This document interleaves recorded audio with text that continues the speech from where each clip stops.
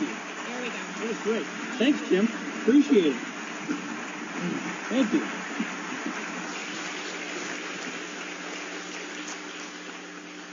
Hey, everybody. It's nice to be back to see each and every one of you. This is our first time back since the campaign. And Jana and I left. Kim, I want to thank you so much, but the pronunciation, we say Wisconsin through the nose. Wisconsin. It's been a year. Lots happened. You know, Jen and I got to come, see a lot of old friends, see people we made, see some good memories. Maybe we should come back and do this more often. People are really friendly here. I tell you.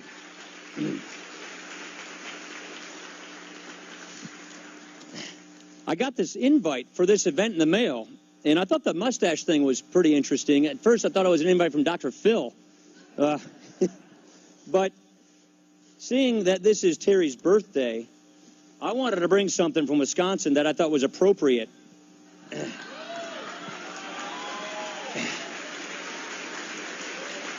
See,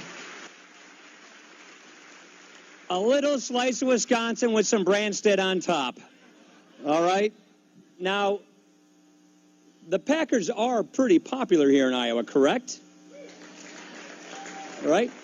More so than the Vikings, I would like to think. Is that right? Yeah, okay, maybe not. All right. I also want to sit here as I look out and I see three people.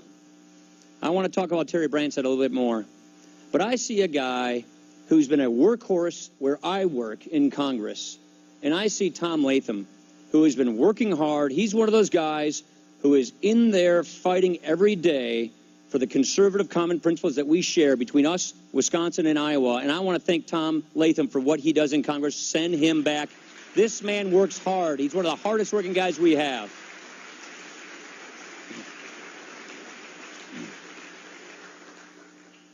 I also want to talk about our good friend Chuck Grassley. Chuck and I have been seeing a lot of each other lately because we're on the budget conference together, and we keep making the same argument. And because we make a lot of these arguments, we're not where we need to be right now. You see, the other side has a different view of things. Chuck and I think that the money that comes to the government is not the government's money. It's your money, the taxpayers who said it in the first place.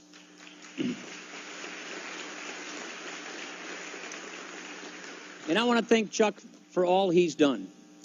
This is a man who has so much respect among conservatives in Congress, among Republicans. Chuck Grassley, thank you for all of your service. We are really indebted to your gratitude.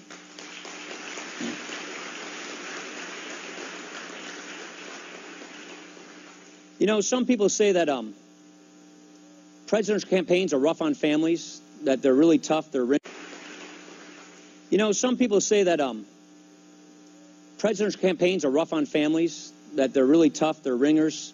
That's really not the experience that Jana and our three kids had. We actually had a very delightful experience. Some of the great memories we have were traveling with Kim Reynolds throughout northern and southern, eastern and western Iowa. Some of the memories were going over to Loras College up in Dubuque, where my grandfather went, going down to Clinton, Iowa, where Jana's mom, Prudence, is from.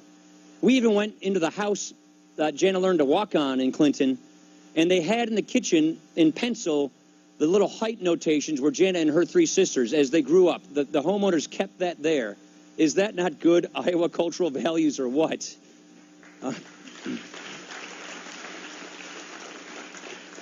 We're excited about this coming March, where one of Jana's distant relatives, Norman Borlaug, is going to have a statue named in his honor put it in the Capitol this year. So this is a state that not only shares the same kind of values, but this is a state that we have had great memories with. And I want to thank each and every one of you. I want to thank Kim. I want to thank Tom, Chuck, but I want to thank all those Iowans who did so much for us in this last campaign. I want to thank those of you who worked so hard. We didn't quite deliver. But on behalf of Mitt and myself, thank you very much for everything you did for us. Thank you very much for fighting for your country. We really want to just say thank you for that. Appreciate it.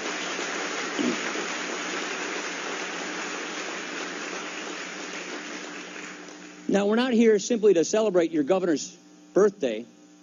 We're here to celebrate your state's success. I mean, look what success stories we have right here. Terry Brandstad and Kim Reynolds came into office a little over 2 years ago. They came in with a split legislature, a huge deficit, high unemployment. Sound kind of familiar? Look what they faced. They faced all these problems, a divided legislature, and look what they have already done. Iowa's running a surplus. Your unemployment rate is down. They passed the biggest tax cut in history. These are leaders. This is a man who did not have to do this. He served his state honorably. He served it well. Then he went and served in another venue in higher education. He saw liberals come in and do things to his state that he didn't like.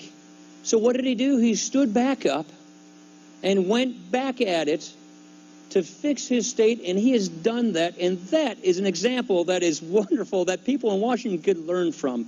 Thank you, Terry Brandstad, for doing this, for this leadership.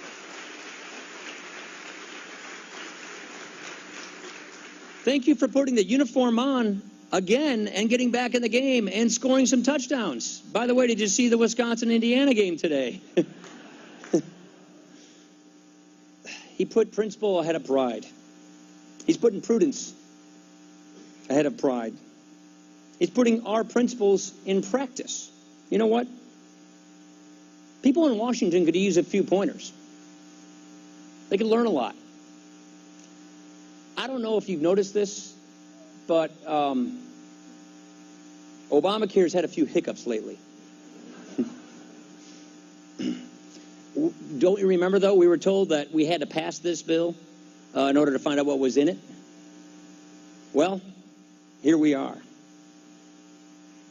Seem to recall, Tom maybe can jar my memory here, but if I recall, one of the guys who was really fighting hard for this law, voted for it, was pretty passionate, was a guy named Bruce Braley. You guys know who that is? Look, this law is doing real harm to real people. This law is taking people and disrupting their lives. Millions of people are getting the cancellation notices. Families are seeing their premiums go up. The crowd that brought us this website, where they had 3 years to prepare, $500 million to spend, is the same crowd that is now poised to take over 16% of our economy, the healthcare sector. President Obama, though, says he didn't know any of this stuff was going to happen. He said that he had no idea that these problems were in the offing. We had Kathleen Sebelius come to the committee and say everything was ready to go. Here's the issue that these problems were in the offing. We had Kathleen Sebelius come to the committee and say everything was ready to go. Here's the issue. If you outlaw the kind of insurance that people actually have, they won't be able to keep those plans. They passed a law 3 years ago to outlaw the kinds of insurance that people have, and they're surprised that people don't have them? Look, we talked about this in the 2010 elections. We talked about this in the 2012 elections. We knew all of this was happening at the time. We heard all of the soaring rhetoric and all of these promises. And now we see what's happening. The way I see it, there are only two explanations. Either they were being dishonest, or they are just incompetent. Frankly, I don't know which one is the worst. I think the left, I think they're learning a pretty valuable lesson here. I think the valuable lesson that we're learning here, unfortunately, with all the human collateral damage, with this Obamacare spectacle, is that you don't shut out the opposition. You don't cram a bad bill into law. You don't say one thing when you know it's another. And then when it all blows up in your face, I'm sorry, is just not going to cut it. That's the lesson I think they're learning. And so the next time you have a famous politician coming through Iowa, breezing through the towns, talking about big government, let's be a little more skeptical. You know, when you take a look at the arguments that were made to sell this law, they were attractive arguments. When I look back at this campaign, and believe me, after this election, it was a tough loss. It was tough for all of us. We were in a funk for a good 6 months because we knew the stakes. We knew what we were going to do. We know what we believe, and we know what needs to happen to get things done. And it didn't go our way. That's obviously very frustrating.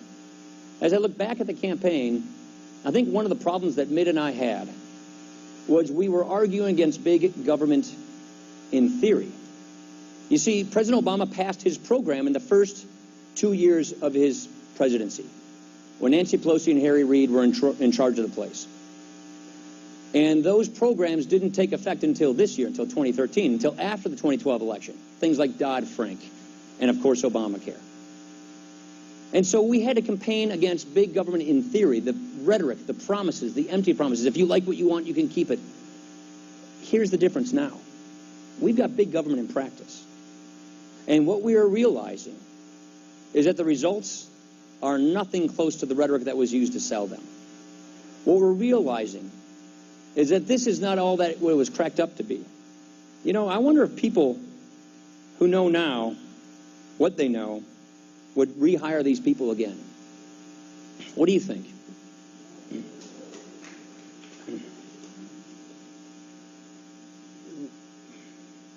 When you take a look at these issues honestly, that's where I see optimism. That's where I think we have a chance. This is where I think we have a real opportunity. You see, we are no longer looking at big government in theory anymore. We are seeing big government in practice. We are seeing the hollowness of these promises. And we are seeing these issues as they come forward, and we don't like it. I'm not talking about we Republicans. I'm talking about Americans. Everybody. And so what we have to do is we have to show the country that we are not just the opposition party, but we're the proposition party. We have to show truth to power. We have to expose these ideas for how hollow these promises have been, but then we also have to show who we are, what we believe in. And I'll tell you what, we still believe in the American idea in this country. We still believe, as our founders did, that our rights come before government. The Declaration says it best. They come from nature, and nature's God. We still believe that if you work hard and you play by the rules in this country, you can get ahead. That's the American idea. We still believe in that American dream, but the problem is millions of people don't see it. They don't know that they have a crack at it. They don't think their kids are going to be as well off as they are.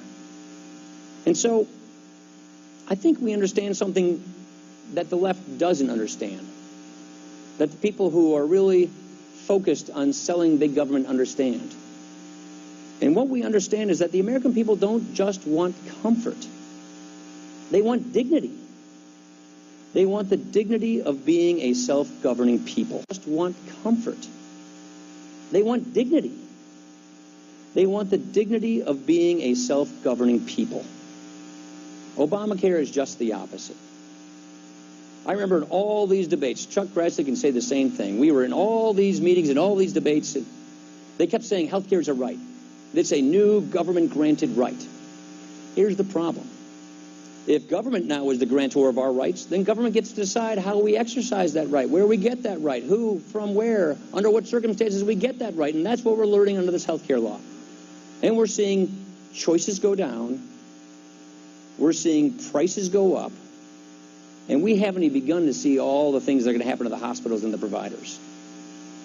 So the next time, I think people are going to be a little more skeptical, because now we're seeing big government in practice. And so while they've made it a little easier to expose these ideas for what they are, we've got to do even more to make sure we say who we are and what we believe in. You know, unlike the left, what we need to do is have a mandate that is an honest mandate. We need a mandate and honest competition so that we can have an honest victory, so that we can resuscitate this American idea and save this country. When we take a look at this, we are confident in our ideas. We know what fiscal responsibility actually looks like. All you have to do is look at Terry Brandstad. Don't spend money you don't have, and if you are, get it under control. We know what patient-centered healthcare looks like. Don't wait for the government to tell you what to do. Don't have the government tell you who your insurer is or what doctor you have to go to.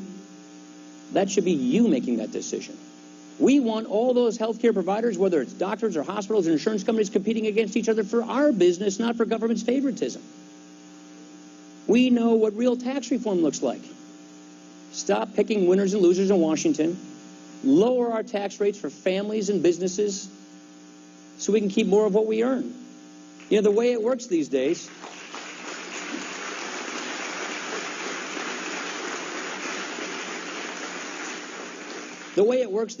is you have really high tax rates.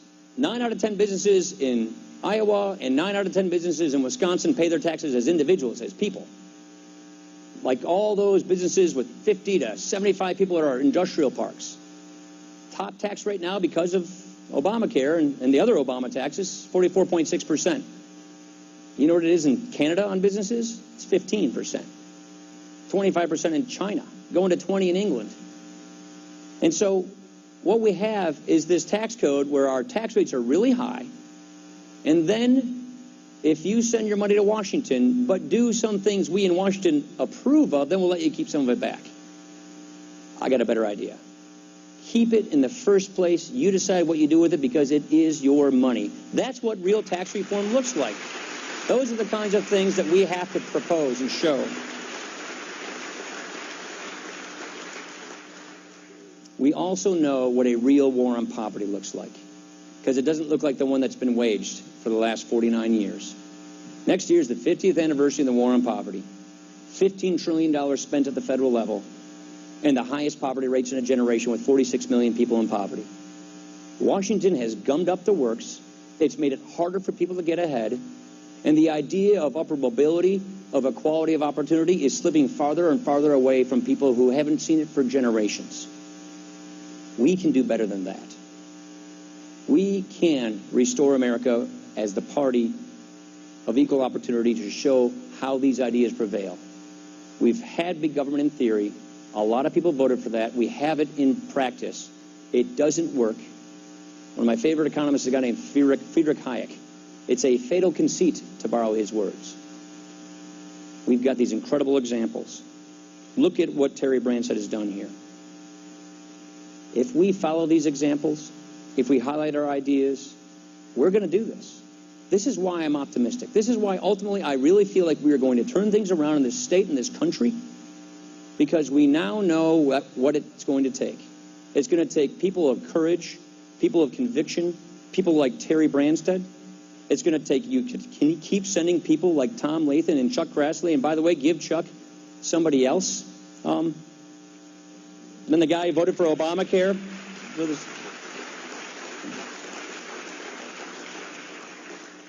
I have every confidence we're going to do this. This is a packed room of people who care so much about their country, who are here to thank their governor for doing what he's done for you. Make sure you can help us do it for the rest of the country. And you know what? I'm not going to sing a song like what he's done for you. Make sure you can help us do it for the rest of the country. And you know what? I'm not going to sing a song like that wonderful young man who sang in the beginning of the program here, but they told me I had to start by singing Happy Birthday. So will you please all join me in doing this to our governor, Terry Brandstad? 1, 2, 3. Happy birthday to you. Happy birthday to you. Happy birthday, dear Terry. Happy birthday to you. Let's hear it for our governor.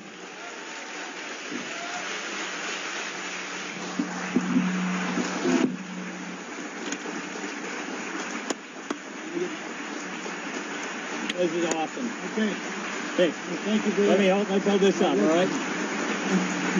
Look at this.